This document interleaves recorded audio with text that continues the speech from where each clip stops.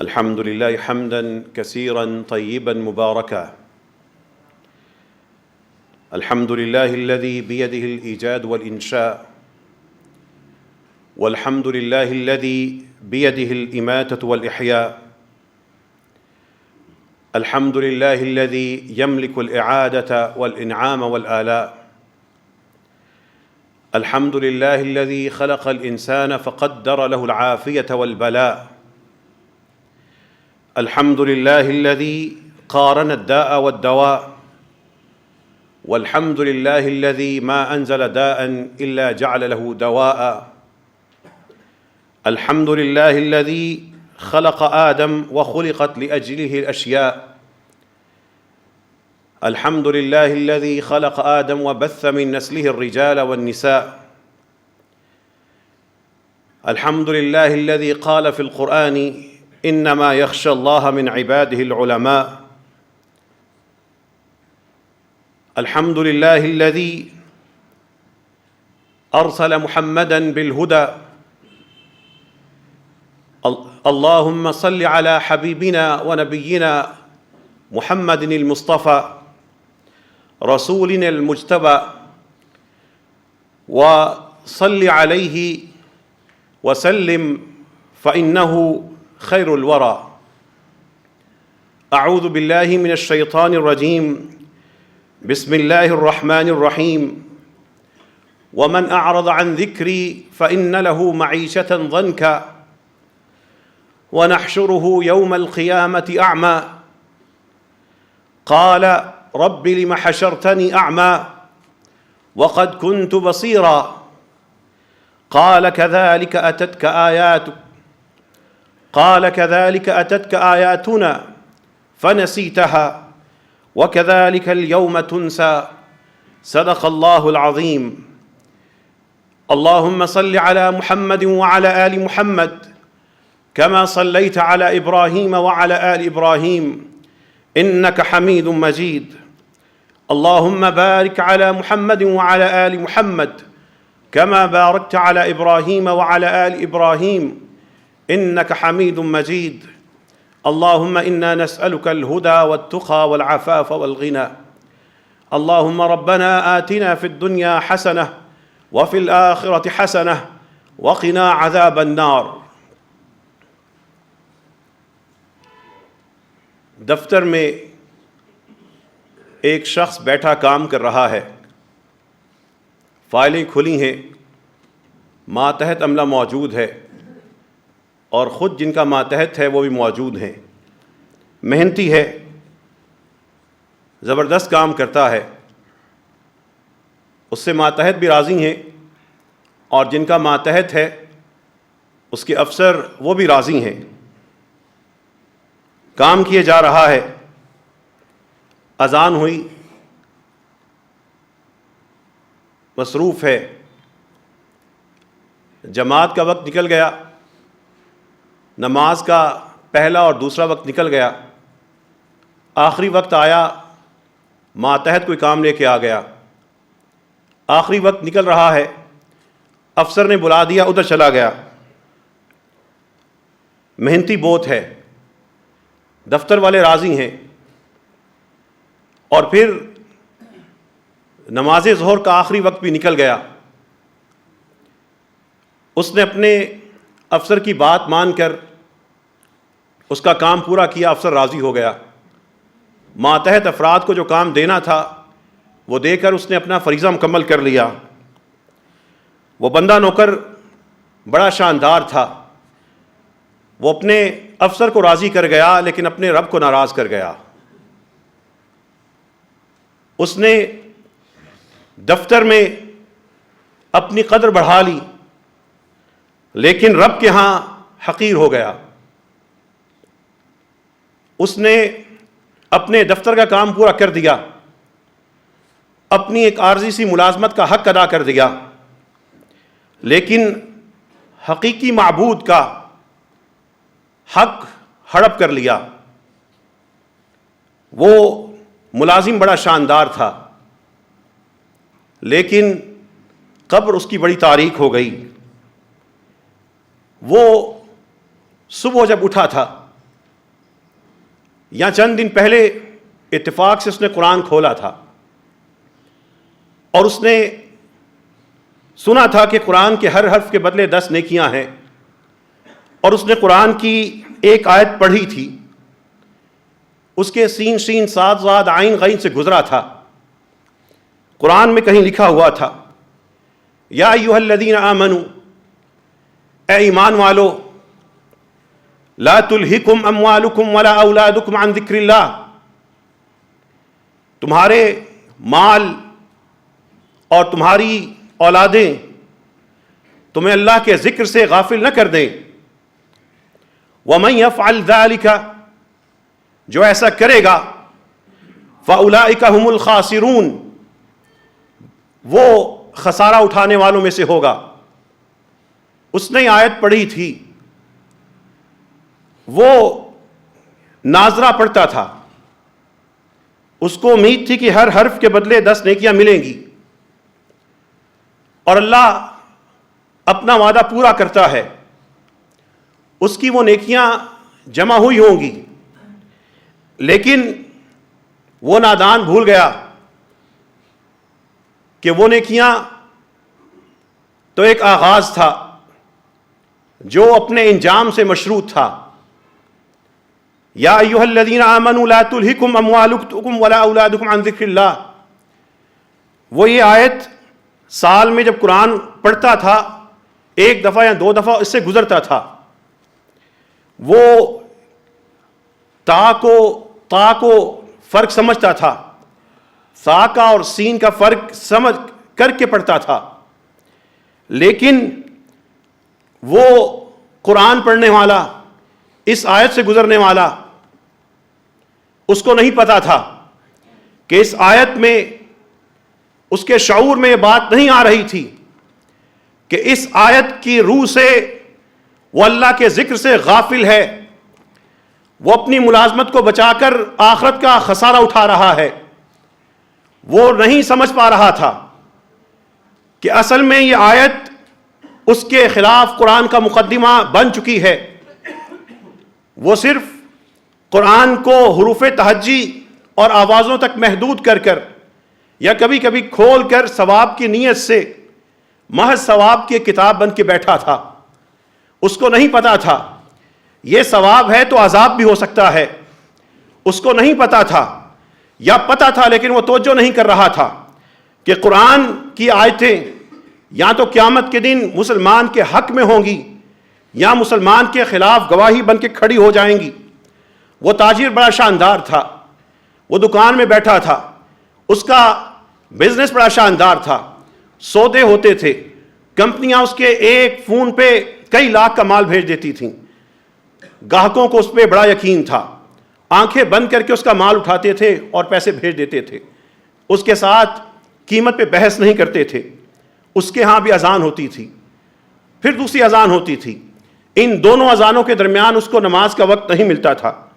اس تاجر نے قرآن اپنے پاس رکھا تھا، کبھی کبھی کھول کے پڑھتا تھا، وہاں پہ یہ آیت آتی تھی، لا تلہکم اموالکم ولا اولادکم عن ذکر اللہ۔ وہ حساب لگاتا تھا کہ 10 اور 10 20 تو مجھے نیکیاں ملیں گی لاکھ ہی، تلہکم میں 5 حرف ہے تو 50 تو یہ ہوئیں، اموالکم میں 7 ہے تو 70 یہ ہوئیں، ولا میں 3 ہے تو 30 یہ ہوئیں، اولادکم 6 یہ ہے تو 60 یہ ہوئیں، عن ذکر اللہ میں 9 حرف ہیں تو 90 یہ ہوئیں۔ پھر وہ کیلکولیٹر میں کبھی کبھی، چونکہ حساب کتاب کا عادی تاجر تھا، وہ قرآن سے بھی ایسے حساب کرتا تھا جو کھوکھلے حساب تھے۔ وہ ایک آیت کو دیکھ کر سوچتا تھا کہ 2 7 9 3 9 یہ میری کل 180 حرف ہوئے، ضرب میں دیتا ہوں 1800 ہوئے، لیکن بڑا محدود تھا، بڑا ہی کم فہم تھا۔ وہ یہ بھول گیا کہ اللہ کے رسول صلی اللہ علیہ وسلم جنہوں نے بشارت دی تھی کہ ایک حرف کے بدلے 10 نیکیاں ملیں گی، وہی یہ کہہ کے گئے ہیں، القرآن حجت لک او علیک، قیامت کے دن قرآن یا تو تمہارے حق میں کھڑا ہوگا یا تمہارے خلاف کھڑا ہوگا۔ یہ آیت اس کی دکان میں بڑے پیارے فریم میں لگی ہوئی تھی۔ وہ ایک اور شخص تھا بڑے مالدار تھا، کوٹھیاں تھیں، پلازے تھے، بیلنس تھے، اس کو رزق کی فکر ہی نہیں تھی، رزق خود اس کو تلاش کر کے آتا تھا. لیکن اس کے گھر میں بھی قرآن تھا. خود تو وہ کچھ کرتا نہیں تھا، بچوں کو 2-4 صورتیں اس نے یاد کروا دی تھیں. اس کے بچے یہ آیت پڑھتے تھے. اس کے گھر میں بھی یہ فریم لگا تھا. یہ آیت تھی لا تلہکم اموالکم ولا اولادکم عن ذکر اللہ. تمہاری یہ تجارتیں اور تمہاری یہ ملازمتیں، تمہارے یہ سودے اور تمہارے یہ مال اور تمہارے یہ رشتہ دار تمہیں اللہ کے ذکر سے غافل نہ کریں. ومن یفعل ذلک فاولئک هم الخاسرون. جو ایسا کر بیٹھے گا وہی خسارہ پانے والا ہوگا، شکست اٹھانے والا ہوگا، ہار جانے والا ہوگا، تباہ ہو جانے والا ہوگا، ضائع ہو جانے والا ہوگا، نکارا ہوگا، اللہ کے ہاں نکما ہوگا، اللہ کے ہاں وہ اصل میں بے روزگار ہے، اللہ کے ہاں وہ مفلس ہوگا. وَمَن يَفْعَلْ ذَلِكَ فَأُولَئِكَ هُمُ الْخَاسِرُونَ. وہ قرآن کی عین غین سے آگے نہ بڑھ سکا. قرآن کو اس نے صرف نحوی اور صرفی ترکیب بنا رکھا تھا. قرآن کے اندر وہ الفاظ کی اسرار اور رموز سے ڈھونڈتا تھا، لیکن اس کے اسرار اور رموز اس کی زندگی کے حقائق کو نہیں بدل رہے تھے. وہ آیتیں کبھی کبھی پڑھتا تھا اور پڑھ کے گزر جاتا تھا، سمجھتا تھا میں نے پارا پورا کر لیا. اس ایک آیت کا وہ حق ادا نہ کر سکا. وہ ایک پارے کے اندر کئی سو آیات کا حق وہ کیسے ادا کرے گا؟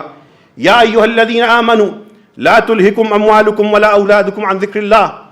اے ایمان والو، اے ملازمین، اے تجارت کرنے والو، اے گھروں میں باپ، گھروں میں چچا، گھروں میں دادا، گھروں میں رشتوں میں بسے لوگوں، تمہارے یہ رشتے، تمہارے یہ دولت، تمہارا یہ معاملہ تمہیں اللہ کے ذکر سے غافل نہ کرے.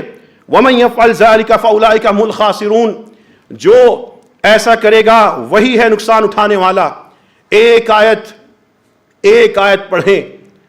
ایک آیت پڑھنا سفر کا آغاز ہے.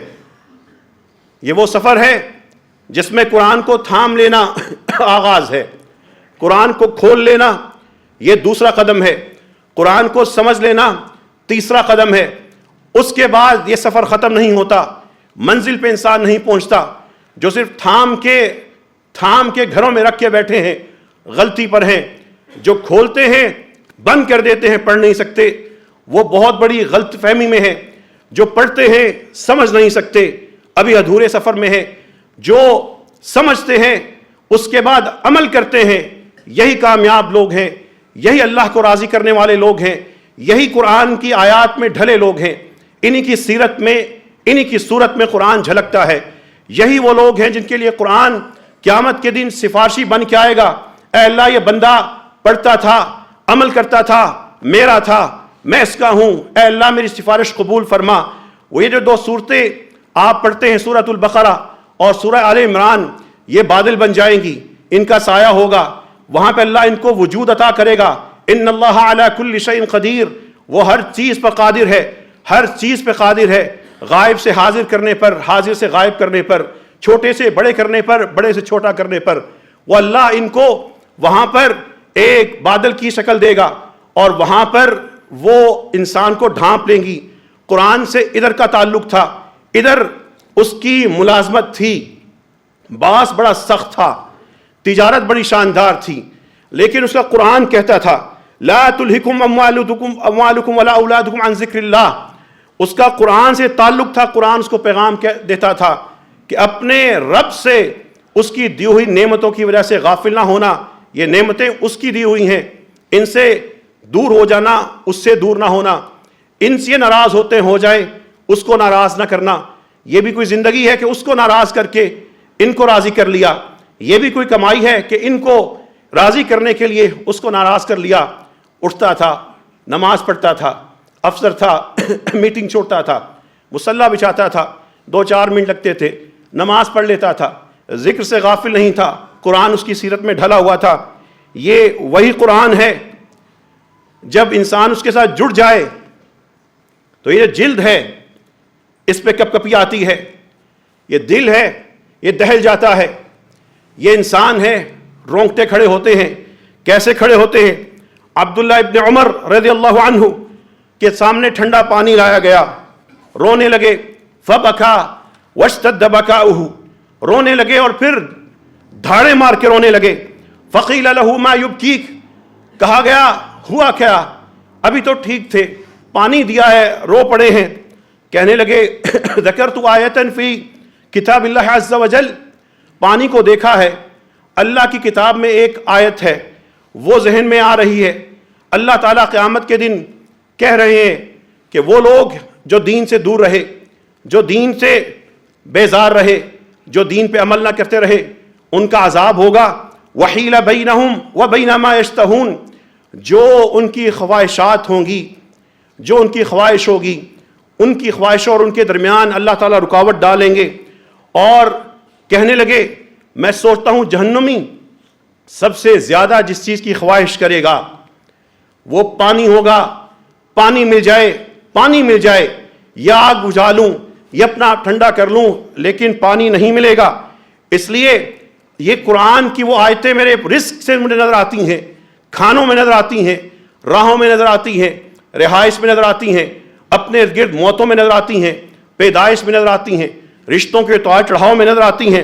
قرآن کریم کہہ رہا ہے وَمَنْ أَعْرَضَ عَنْ ذِكْرِي، وہ قرآن پڑھنے والے، وہ اپنے بچوں کو حفظ کروانے والے، وہ محفل قرات سجا کر بڑی پیاری آوازوں میں، بڑے پیارے ساؤنڈ سسٹم میں قرآن کی آوازوں کا لطف لینے والے. یہ تو صرف آغاز ہے، یہ تو صرف ایک ابتدا ہے. اصل منزل عمل کی تھی. وَمَنْ أَعْرَضَ عَنْ ذِكْرِي، ان بچوں نے یاد کیا ہوگا، یاد کروایا ہوگا. ہر سال ہر شخص جب قرآن پڑھتا ہے یہاں سے گزرتا ہوگا، جس نے میرے ذکر سے منہ میں موڑ لیا فَإِنَّ لَهُ مَعِيشَةً ضَنْكَ، اس کی گھٹن گھٹن والی زندگی ہوگی. وَنَحْشُرُهُ يَوْمَ الْقِيَامَةِ أَعْمَى، قبر کے عذاب میں سے گزار کے ہم اس کو قیامت کے دن اندھا بنا کے اٹھائیں گے. قَالَ رَبِّ لِمَ حَشَرْتَنِي أَعْمَى، اے اللہ شکوہ کرے گا، اے اللہ آپ نے مجھے آنکھوں سے محروم کر کے نابینا اور اندھا بنا کے کیوں اٹھایا ہے. وَقَدْ كُنْتُ بَصِيرًا، حالانکہ میں تو دنیا میں آنکھوں والا تھا. اللہ تعالیٰ فرمائیں گے قَالَ كَذَلِكَ أَتَتْكَ آيَاتُنَا، اسی طرح تمہارے پاس ہماری آیتیں آتی تھیں، اسی طرح تمہارے پاس ہماری آیتیں آتی تھیں تو اسی طرح تمہیں رکھیں گے. كَذَلِكَ، اسی طرح اندھے رہو گے. أَتَتْكَ آيَاتُنَا، تمہارے پاس ہمارے احکامات آتے تھے، پردے کے احکامات آئے، سود کے آئے، فحاشی کے خلاف آئے، اللہ کی حدود آئیں، وراثت کے احکامات آئے، خلافت کی باتیں آئیں، ہر چیز واضح آئی. فَنَسِيتَهَا، تم نے اس کو فراموش کر دیا. وَكَذَلِكَ الْيَوْمَ تُنْسَى، اسی طرح اللہ فرماتے ہیں تمہیں بھی فراموش کر دیا جائے گا. كَذَلِكَ وَكَذَلِكَ نَجْزِي، اور اسی طرح ہم بدلہ دیں گے. من اسرف ولم یؤمن بآیات ربہ، جو حد سے بڑھتا گیا اور اپنے رب کی آیتوں پر عملی طور پر وہ نہ چلا. وَلَعَذَابُ الْآخِرَةِ أَشَدُّ وَأَبْقَىٰ، سن لو آخرت کا عذاب اس سے بھی زیادہ شدید ہے اور اس سے بھی زیادہ باقی رہنے والا ہے. اب قرآن پڑھنے والا ہم میں سے ہر شخص، ہم اے اللہ آپ کی پناہ چاہتے ہیں کہ ہم اس آیت کے زمرے میں آئیں، لیکن ہم یہ آیتیں پڑھتے ہوں گے، اس میں سے گزرتے ہوں گے، 10 حرف کے 10 نیکیوں کے ہر حرف کے بدلے امیدوار بن کر خواہش کر گزرتے ہوں گے. لیکن یہ قرآن کی آیت تو اس شخص پہ حجت بن جائے گی، اس کے خلاف وکیل بن جائے گی، اس کے خلاف دلیل بن جائے گی، اس کے خلاف قاضی بن جائے گی، اس کے خلاف دستور بن جائے گی. جس کو رب کے احکامات آئے، جس کو حلال اور حرام کے احکامات پہنچ گئے، جس کو شرک اور توحید کا فرق بتا دیا گیا، جس کو بے نمازی اور نمازی ہونے کی سارے معاملات بتا دیے گئے، جس کو زکوٰۃ کے احکامات بتا دیے گئے. فَنَسِيتَهَا، لیکن وہ بھول گیا، وہ بڑا مصروف تھا، وہ نماز کو بھول گیا، وہ بڑا مصروف تھا، اپنی زکوٰۃ کا حساب نہ کر سکا، وہ بڑا ہی روشن خیال تھا، اپنی بیٹیوں کے سروں پہ چادر نہ رکھ سکا، وہ بڑا ہی ماڈرن مسلمان تھا، اس نے اتار کے اپنے ہی خاندان کی عورتوں کے پردے آدھے کر دیے. وہ رب کے احکامات بھول گیا، وہ ادھر تو کامیاب ہو گیا، ادھر خسارہ اس کا منتظر ہے. وہ خسارہ اس کا احساس تبھی ہوگا قرآن کو صرف پڑھنا نہیں ہے، قرآن کے صرف ترکیبیں نہیں کرنی، قرآن کے صرف صیغے نہیں نکالنے، قرآن کی صرف آوازیں ہی اس کے حق کے مطابق ادا نہیں کرنی۔ یہ تو سفر کا آغاز ہے، اصل منزل اور ہے۔ اصل منزل اس قرآن کو اپنا سفارشی بنانا ہے، قرآن کو ساتھی بنانا ہے۔ وہ قرآن جو کہہ رہا ہے قیامت کے دن بندہ پریشان ہوگا، حیران ہوگا، پچھتائے گا، کہہ رہا ہوگا یوم یعض الظالم علی یدیہ، اپنے ہاتھ نوچے گا، کاٹے گا، اپنے ہاتھوں کو دانتوں میں لے کے کہے گا یا لیتنی یا لیتنی یا لیتنی اتخذت مع الرسول سبیلا، کاش کہ میں نے زندگی میں رسول کا ساتھی بنا ہوتا، ان کا راستہ اختیار کیا ہوتا۔ یہاں پہ رسول کے راستے پہ چلنے کے، صلی اللہ علیہ وسلم ان کے راستے پہ چلنے کی کوشش میں کوئی کسی شخصیت کے راستے پہ چل رہا ہے، کوئی کسی رنگ کے پیچھے چل رہا ہے، کسی نے کوئی پگڑ اپنی آنکھوں میں سجائی ہوئی ہے، کوئی مخصوص قسم کا لباس لے کے دین اس کو سمجھ رہا ہے، کوئی کسی فرقے کا نمائندہ ہے، کوئی کسی فرقے کو کیا دین کو بنا دیا۔ اس وقت سوچے گا کاش میں فرقوں میں نہ پڑتا، کاش میں ان جماعتوں کو اس حد تک اپنے سر پہ سوار کرتا۔ یا لیتنی اتخذت مع الرسول سبیلا، کاش کہ میں رسول کے ساتھ راستہ بنا لیتا۔ یا ویلتھا، ہائے بربادی، لیتنی لم اتخذ فلانا خلیلا، کاش کہ میں فلاں کو دوست نہ بناتا، ظالم میرے پاس بیٹھتا تھا، مجھے بینک سے سود پہ لگا دیا۔ لیتنی لم اتخذ فلانا خلیلا، میں اس کے ساتھ بیٹھتا تھا، افطار پارٹی کرتا تھا، لیکن مغرب کی نماز ہم دونوں ہی نہیں پڑھتے تھے۔ لیتنی اتخذت مع الرسول یا لیتنی لم اتخذ فلانا خلیلا، کاش کہ میں فلاں کو دوست نہ بناتا۔ جب سے میری زندگی میں آیا ہے میں فلمیں دیکھنے پہ لگ گیا، وہ تو چلا گیا، مجھے اس گناہ میں چھوڑ گیا۔ اپنے دوستوں کو اس وقت انسان حساب کرے گا، اپنی نشستوں کا آج حساب کیوں نہیں کرتا؟ قرآن دعوت دے رہا ہے، حساب تبھی کرے گا جب قرآن کی آیتوں کو پڑھے گا اور پڑھنے کے بعد اس کے معنی میں جائے گا۔ معنی میں جانے کے بعد بھی آخری بات نہیں ہے، اس کے بعد اپنے اوپر لاگو کر کے کہے گا میں صاحب قرآن ہوں، قرآن میرے پہ نازل ہوا ہے۔ اس طرح پڑھے گا گویا کہ رب مجھے مخاطب کر رہا ہے۔ لقد اضلنی عن الذکر، اپنے دوستوں کو یاد کر کے کہے گا لقد اضلنی عن الذکر، یہ کیسا باز تھا، یہ کیسا دوست تھا، کیسا رشتہ دار تھا، کیسا میرا یہ کولیگ تھا، کیسا میرا ہاسٹل میں ساتھ رہنے والا تھا، کہ لقد اضلنی عن الذکر بعد اذ جاءنی، جب سے میری زندگی میں آیا اس نے مجھے اللہ کے ذکر سے دور کر دیا۔ وَكَانَ الشَّيْطَانُ لِلْإِنسَانِ خَذُولًا، قرآن کہہ رہا ہے انسانوں کے روپ میں ایسے شیطان انسان کو رسوا کر کے چھوڑتے ہیں۔ وہ شیطان کبھی مفکرین کی شکل میں آتے ہیں، ایسی سوچیں دیتے ہیں، میڈیا پہ بیٹھتے ہیں، ڈیبیٹ کرتے ہیں، کالم لکھتے ہیں، NGOs بناتے ہیں، کہ جس کی وجہ سے اسلامی معاشرے میں بے پردگی عام ہوتی ہے اور مسلمان اس کا شکار ہوتے ہیں۔ وہ بڑے ہی سائنسی انداز میں انسان کی نفسیات کے ساتھ کھیلتے ہیں، اشتہار بناتے ہیں، وہ سیاسی جماعتوں کو سپورٹ کرتے ہیں۔ وَكَانَ الشَّيْطَانُ لِلْإِنسَانِ خَذُولًا، بندہ ان کے پیچھے چل کے رسوا ہو جاتا ہے۔ حضرت عمر رضی اللہ عنہ، ایک آیت نازل ہوتی ہے، ایک آیت نازل ہوئی، بیمار ہو گئے، بیمار ہو گئے، ایک دن نہیں، 3 دن نہیں، 7 دن نہیں اٹھ سکے، 1 مہینہ بیمار رہے۔ لوگ آتے تھے، عیادت کرتے تھے، پوچھتے تھے عمر ہوا کیا؟ لوگوں کو سمجھ نہیں آتی تھی آیت کیا تھی۔ اگر دنیا داری کا حساب کرنا ہے، نبی کریم صلی اللہ علیہ وسلم کی اس بشارت کو کہ 10 نیکیاں ملیں گی 1 حرف کے بدلے، اس کو محدود کر کے غلط فہمی میں جینا ہے تو شاید اس کی 200-300 نیکیاں مل جائیں، لیکن اگر اپنی جلدوں کے اوپر رونگٹے کھڑے کرنے ہیں، دلوں کو دہلانا ہے، اپنے خاندان کی تصویر سامنے رکھ کر اپنے آپ کو بچانا ہے، تو پھر سنیے قرآن کہہ رہا ہے ان عذاب ربک لواقع، تیرے رب کا عذاب اب آ کے ہی رہے گا۔ ایک آیت اتری، ہم نے یاد کی ہوگی، سنتے ہوں گے تراویح میں، نمازوں میں قرآن پڑھتے ہوئے، نہیں ٹھہرتے ہوں گے، چونکہ ہمیں ایک مزاج بنا دیا گیا سنانے والوں نے اور بتانے والوں نے کہ بس پڑھنا ہے، 10 حروف 10 نیکیاں ملنی ہیں۔ وہ اپنی جگہ پہ صدق اللہ و صدق رسولہ، اللہ اور اس کے رسول کی بات کبھی جھوٹی نہیں ہوتی، سچ کہا، اللہ اس اجر سے محروم نہیں کرے گا۔ لیکن اختتام ہمارا یہ حدیث نہیں تھی، اختتام اور آخری منزل ہماری عمل تھی۔ ان عذاب ربک لواقع، تیرے رب کا عذاب آ کے رہے گا۔ قرآن جس کو ہم پڑھتے ہیں، نیکیاں کاؤنٹ کرنی ہے اس مقام کا کر لیں، لیکن اپنا اپنا حساب دیکھ لیں، اپنے اپنے عمل دیکھ لیں، اپنے اپنے بہن بھائیوں کا، بیٹے بیٹیوں کا معاملہ دیکھ لیں۔ کل نفس بما کسبت رہینہ، ہر شخص اپنے عمل کا محتاج ہے۔ کل نفس بما کسبت رہینہ الا اصحاب الیمین، جو داہنے ہاتھ والوں کا معاملہ تو اپنا ہی ہوگا۔ فی جنات یتساءلون، باغات میں جنتوں میں آپس میں باتیں کر رہے ہوں گے۔ عن المجرمین، مجرموں کو بارے میں ان کے پاس چلے جائیں گے۔ ما سلککم فی سقر،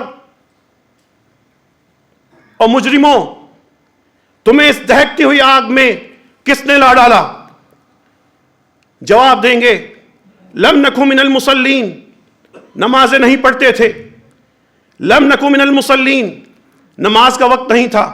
لم 2 حرف 20 نیکیاں، نکو 2 حرف 40 ہو گئیں۔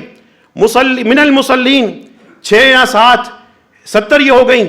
110 نیکیاں جس کو توقع ہے اللہ تعالیٰ وہ تو دے دے گا، لیکن اس کے بعد وہ بے نماز ہے، اس گھر کا باپ بے نماز ہے، بیٹی بے نماز ہے، ماں بے نماز ہے، کبھی نماز پڑھ لی تو پڑھ لی، کبھی مسجد کا رخ کرنا تو کر لیا۔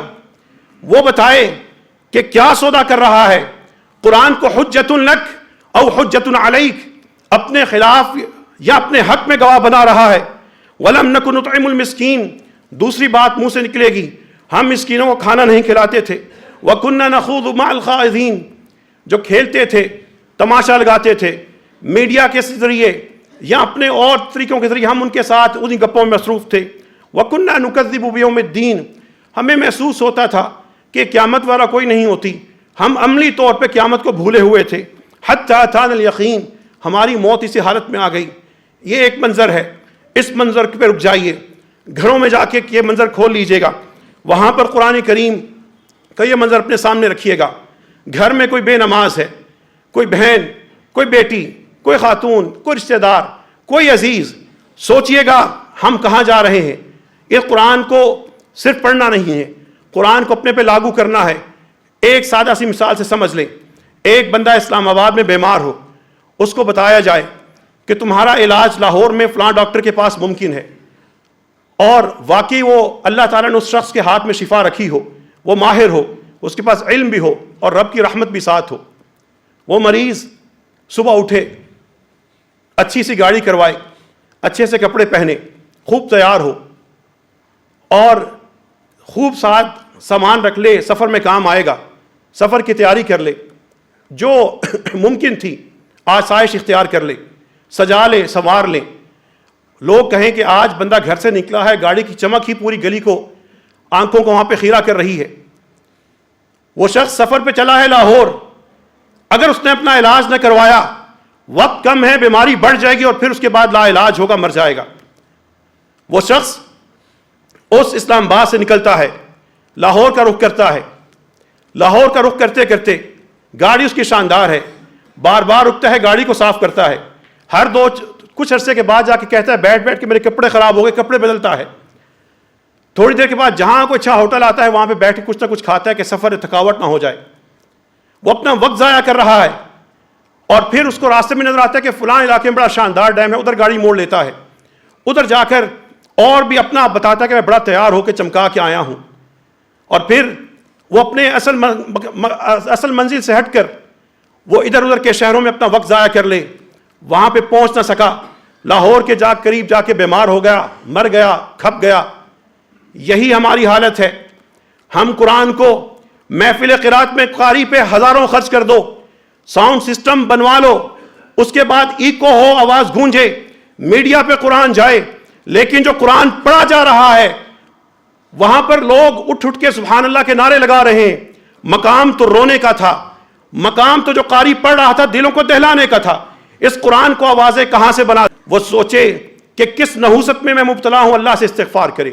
جو رکھا ہے گھر میں لیکن پڑھ نہیں سکتا، وہ سوچے کہ مجھ پہ کیا اللہ کا عذاب آیا ہے کہ میں قرآن سے دور ہوں، قرآن قیامت کے روز میرے خلاف گواہ نہ بن جائے۔ جو پڑھتا ہے اس کی صرفی اور نحوی تحریلیں بھی کرتا ہے لیکن عمل نہیں کر رہا، وہ رب سے عمل مانگے کہ اتنی بڑی نعمت ملنے کے باوجود وہ لاہور نہیں پہنچ پا رہا، اور جس کو اللہ تعالیٰ نے عمل کرنے کی توفیق دی ہے وہ اللہ کے حضور سر بسجود ہو جائے کہ اللہ تعالیٰ نے کتنا بڑا انعام عطا کیا ہے۔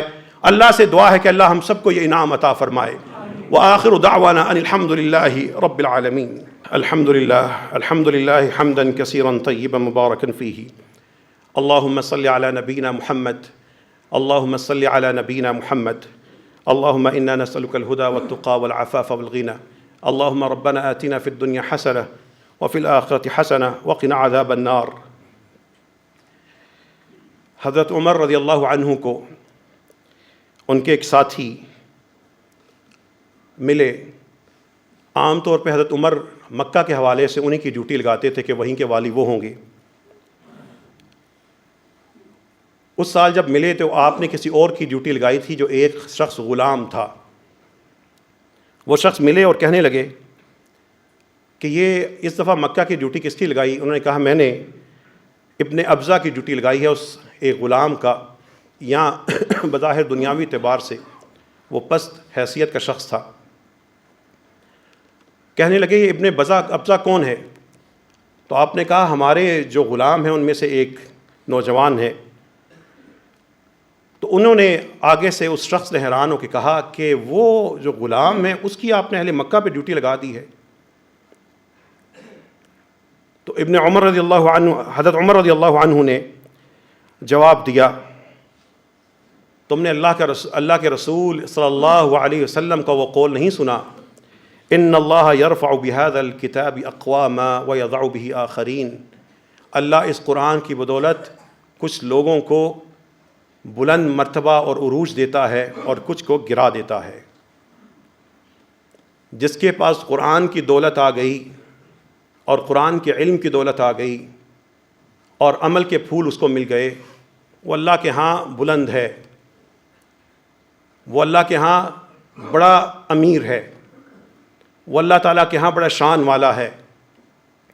اور یہ شان اللہ تعالیٰ سے آئیے ہم سب اپنے اپنے گھر کے لیے مانگتے ہیں، اللہ ہمیں اہل القرآن میں داخل فرما، اے اللہ ہماری تلاوتوں کو عمل میں ڈھالنے والی تلاوتیں بنا دے، اے اللہ ہم سب کی سیرتوں کو قرآن کریم کی روشنی سے چمکا دے، اے اللہ قرآن کریم کو ہم سب کے حق میں گواہ بنا دینا، اے رب کریم دنیا میں بھی اس کا اجالا نصیب فرما اور قبروں میں بھی اس کا نور عطا فرما دینا، اے اللہ قیامت کے دن اسی قرآن کریم کو ہمارے لیے سایہ، ہمارے لیے رحمت، ہمارے لیے ہادی اور سفارشی بنا کے ہمارے سامنے لے کے آنا۔ یہ قرآن کریم کا سیزن بطور خاص فصل القرآن، قرآن کا سیزن آ رہا ہے۔ اس سے پہلے قرآن کریم کا مطالعہ، قرآن کریم کی تلاوت کی تجدید جو آپ نے حفظ کیا ہے اس سے آگے بڑھ کے مزید حفظ کیجئے، اور ساتھ ساتھ اپنے اپنے گھر کے حوالے سے ایک معمول بنا لیجئے، قرآن کا کچھ حصہ پڑھوں گا، کچھ چھوٹا سے چھوٹا، لیکن اس حصے میں سے کچھ اپنے گھر سے گناہ دور کروں گا، کچھ نیکیوں کا آغاز کروں گا۔ آپ نیت کر لیں، آپ ارادہ کر لیں، دیکھیے گا اللہ تعالیٰ خود آپ کو محسوس ہوگا کوئی ذات مجھے اس طرف لے کے جا رہی ہے۔ لیکن اگر سوئے رہے، آتے رہیں گے رمضان، جاتے رہیں گے رمضان، گزر جائیں گے درمیان میں سے یہ سارے انسان، اور پھر وہاں پر اس کے بعد پھر کوئی ارادے کی باری نہیں ہوگی، کوئی موقع نہیں ہوگا۔ اللہ تعالیٰ کی توفیق سے جامع مسجد رحمۃ اللہ عالمین کی طرف سے جو ایک سیلاب متاثرین کا سلسلہ شروع ہوا تھا، آج صبح تعمیراتی میٹیریل لے کے 35 ٹرک یہاں سے روانہ ہوا ہے، اس کے ذریعے انشاءاللہ 40 بیواؤں کے لیے گھروں کا سامان وہاں پہ دیا جائے گا۔ اسی طرح 49 مساجد ہو چکی ہیں اللہ تعالیٰ کی توفیق سے، سب مساجد کا نام جامع مسجد رحمۃ اللہ عالمین ہے، اور اللہ تعالیٰ کی توفیق سے ان مساجد کے ذریعے تقریباً 1500 سے 2000 بچے جو طالب علم ہیں، قرآن پڑھ رہے ہیں، اس مسجد کے ساتھ وابستہ ہو چکے ہیں۔ کہاں وہ 1400 کلومیٹر دور لوگ، کہاں وہ 1200 کلومیٹر دور لوگ، وہ میر پور خاص، بدین، وہ سانگھڑ، وہ سندھڑی اور تھرپارکر، ڈپلو، اور کہاں وہ آواران، خاران، چمن اور وہ علاقے، اور کہاں پہ ہم۔ یہ اللہ تعالیٰ کی توفیق ہے، وہ سارے کے سارے جو اسٹوڈنٹس ہیں اسی مسجد رحمۃ اللہ عالمین کے زیر نگرانی جو علماء کرام کام کر رہے ہیں، وہاں سے جن کی نسلوں نے قرآن نہیں پڑھا تھا ان کے بچے قرآن کریم پڑھنا شروع ہو گئے ہیں۔ یہ عین غین یہ فا قاف یہ سین شین صاد لام قرآن سے جڑیں گے تو اللہ تعالیٰ انہی میں سے علماء پیدا کرے گا، انہی کے ذریعے توحید کا اجالا ہوگا۔ میں نے وہاں کی ایک مسجد کے امام صاحب سے کہا میں 3 دفعہ آپ کو دوائیاں بھجوا چکا ہوں، آپ کے تو سارے علاقے کو کافی دوائیاں مل چکی ہیں، اب میں وہاں پہ سلسلہ گر دوائیوں کو روک دوں۔ کہنے لگے خدا کے نام پہ یہ کام نہ کیجیے گا، میں 20 سال ہو گئے ہیں لوگوں کو سمجھاتا تھا توحید کیا ہے، میں 20 سال ہو گئے میرے پاس نہیں آتے تھے، اسلام آباد سے کھانا آیا، اسلام آباد سے کپڑے آئے، اسلام آباد سے دوائیاں آئیں، لوگ میرے پاس آنے لگے، انہوں نے مجھے تصویریں بھیجی، میرے پاس آ کے بیٹھتے تھے، میں دوائی دیتا تھا، ساتھ سمجھاتا تھا۔ تو یہ دیکھ لیجئے تصویر آپ کو گواہ ہے۔ وہاں پہ انہوں نے مسجد سے مسجد کے بینر کے نیچے کم از کم 40-50 تعویذ لٹکائے ہوئے ہیں۔ وہاں پہ بیٹیاں بیمار ہوتی ہیں، جاہل لوگ علاج کرانے کی بجائے دھاگا باندھ دیتے تھے، وہ بچی ترستی ہے ادھر سے اس طرح کے جو لوگ ہیں دھاگے بیچتے تھے، وہ بچیوں نے ان گھروں نے اپنی توحید کو پہچانا، تعویذ وہاں پہ انہوں نے بطور عبرت لٹکائے ہوئے ہیں۔ یہ ہے اللہ تعالیٰ کی توفیق سے توحید کی دعوت۔ دوائی بھی توحید کی طرف لا سکتی ہے، کپڑے بھی لا سکتے ہیں۔ انسان کی مجبوری، یوسف علیہ السلام کا جیل میں قصہ یاد کیجیے گا، یہ انسان جہاں پہ بھی ہو دین کا کام ساتھ ساتھ کرنا چاہیے، خوشحالی میں بھی اور انسان کے حالات سخت بھی ہوں۔ اللہ تعالیٰ کی توفیق سے جو مسجد ٹیلی میڈیسن سینٹر ہے اور مسجد کلینک ہے، بڑی خوشی ہوتی ہے۔ روزانہ یہاں پہ 25-30 مزدور آتے ہیں، ظہر کی نماز پڑھتے ہیں، عین جب ان کا درمیان میں بریک ہوتا ہے درمیان میں یہاں پہ آتے ہیں، بیماری کی حالت میں کام کر رہے ہوتے ہیں، کسی کو بخار ہے، کسی کو کیا مسئلہ ہے، دوائی لے کے جاتے ہیں۔ یہ ہم لوگوں کی فتح ہے، یہ ہم لوگوں کے نصیب ہیں، یہی ہم لوگوں کی کمائی ہے۔ اور اسی طرح مسجد رحمۃ اللہ عالمین کے ساتھیوں کی طرف سے ایک اور بڑی سہولت کہ بہت سے گھروں میں جب بڑھاپے میں والدین بستروں پہ ہوتے ہیں، یا کوئی دادا ہے یا کوئی بزرگ ہے یا کوئی ایسا مریض ہے جو اب اٹھ نہیں سکتا، بستر پہ جا گرا ہے، اس کو ہسپتال میں لانے لے جانے کا ایک مشقت ہوتی ہے، چھوٹا سا معاملہ ہوتا ہے لیکن ڈاکٹر کے پاس لے جانا، اتارنا چڑھانا یا اس کو لے کے جانا ایک مشکل مرحلہ ہوتا ہے۔ اللہ تعالیٰ کی توفیق سے مسجد رحمۃ اللہ عالمین کے ساتھی اسلام آباد کے سب شہریوں کے لیے اعلان کر رہے ہیں کہ اگر کسی شخص میں ایسا معذور، ایسا بوڑھا یا کسی عمر کا کوئی شخص ہے جس کو تھوڑے بہت مسائل ہیں، اس کا چیک اپ کرنے کے لیے مسجد رحمۃ اللہ عالمین کے ڈاکٹر اور لیڈی ڈاکٹر ان کے گھر جا کے ان کا ہفتہ وار 2 دن 3 دن کے بعد جا کے چیک اپ کر دیا کریں گے۔ یہ تحفہ ہوگا ہمارا ان مریضوں کے لیے۔ اور یہ سارے کا سارا عمل، اس عمل کی بھی میں بطور خاص اس کا بیک گراؤنڈ یا اس کا ایک جہاں سے ابتدا میرے ذہن میں ہوئی تھی اور پھر میں اپنے ساتھیوں کے سامنے رکھا، ہماری اسی مسجد کے ایک نمازی ڈاکٹر ہیں، ڈاکٹر پروفیسر اظہر صاحب ہیں۔ جب میری اپنی والدہ بیمار تھیں، جب 3-4 دفعہ ہمارے گھر گئے، جا کے وہ ان کا معائنہ کیا، بارہا میں نے کہا کہ کوئی نہ کوئی آپ خدمت کر دیں، انہوں نے لینے سے انکار کر دیا تھا کہ اس حالت میں میرا ضمیر اجازت نہیں دیتا۔ تو پچھلے 13 ماہ پہلے کی بات ہے، وہ ساتھی اور بھی بڑے خیر کے کام میں رہتے ہیں، خود بھی اس وقت تھوڑی تکلیف میں مبتلا ہے، اللہ تعالیٰ ان کے لیے آسانی فرمائے اور ان کو بہتر کرے۔ ایسے ہی ڈاکٹروں کو، علماء کرام کو اور جو جس حیثیت میں ان کو مل جانا چاہیے، رحمت للعالمین کے ذریعے لوگوں کی تکلیفیں کو دور کر دیں، تو اللہ تعالیٰ اس شخص کو بھی جزائے خیر عطا فرمائے جس کے عمل کی وجہ سے میرے ذہن میں یہ چیز آئی اور جن ساتھیوں نے پھر اس میں تعاون کیا۔ تو انشاءاللہ تعالیٰ دوسری چیز، آج سے پشاور موڑ میں مزدور بیٹھتے ہیں، پچھلے ہفتے ہم نے وہاں پہ کیمپ لگا دیا تھا، F7 میں بیٹھتے ہیں، جعفر چوک G11 بیٹھتے ہیں، سارا مارکیٹ بیٹھتے ہیں، آپارا بیٹھتے ہیں، جہاں جہاں پہ مزدور بیٹھتا ہے وہاں پہ مسجد رحمۃ اللہ عالمین کا میڈیکل کیمپ جایا کرے گا، گاڑیوں میں جائیں گے، فارمیسی ساتھ ہوگی۔ ان مزدوروں کو، یہ مزدور اپنی دہاڑی ٹوٹنے کے چکر میں علاج نہیں کرواتے، صبح 8 سے 4 تک سرکاری ہسپتال کا وقت ہوتا ہے، یہ جا کے علاج نہیں کرواتے، بیمار ہوتے ہیں۔ ہماری اس مسجد میں ہمیں کئی دفعہ اس چیز کا تجربہ ہوا ہے۔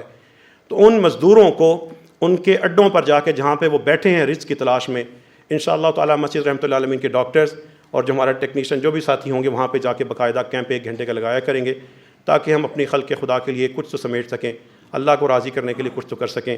اللہ سے دعا کیجیے، اللہ ہم سب کے صغیرہ و کبیرہ گناہ معاف فرما، اے اللہ ہمارے یہ تمام اعمال قبول فرما، اے اللہ ہم سب کو اپنے ماں باپ کے لیے صدقہ جاریہ بنا دے، اے رب کریم جو گناہ ہے معاف فرما دے، اے رب کریم جو بے نماز ہیں ان کو نمازی بنا دے، جو دین سے دور ہیں اللہ ان کو قریب کر دے، یا اللہ جو آگ کی طرف بڑھ رہے ہیں اے اللہ ان کو روک لے، یا اللہ جو آگ کما رہے ہیں ان کو باز کر دے، ان کو ہدایت عطا فرما دے، جو بے نماز ہے رب کریم ان کو نمازی بنا دے، جو حرام کا شکار ہے رب کریم کو حلال عطا فرما۔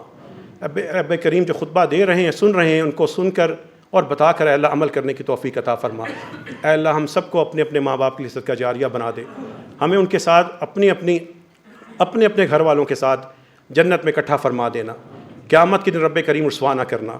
اے اللہ ہمارے جتنے بیمار ہیں ان کو شفا عطا فرما۔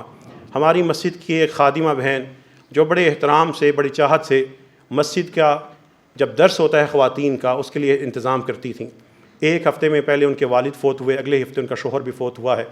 اے اللہ اس بہن کو بہت سا صبر عطا فرما۔ اے اللہ اس کے مرحومین کو جنت الفردوس میں جگہ عطا فرما۔ اے اللہ اس آزمائش کو رب کریم اس کے لیے مزید فراخی کا اور اپنے انعام کا اے اللہ دروازہ بنا دے۔ ہمارے رب کریم ایک 6 سال کی بیٹی ہے، کینسر میں مبتلا ہے، اس کی ماں نے دعا کی درخواست کی، اللہ اس بیٹی کے لیے آسانی فرما۔ اے اللہ جتنے بیمار ہیں ان کو شفا عطا فرما۔ اے اللہ ہم سب کی مغفرت فرما دے، ہم سب کو رب کریم موت سے پہلے لا الہ الا اللہ نصیب فرما اور زندگی میں لا الہ الا اللہ پہ عمل نصیب فرما۔ وآخر دعوانا ان الحمد للہ رب العالمین۔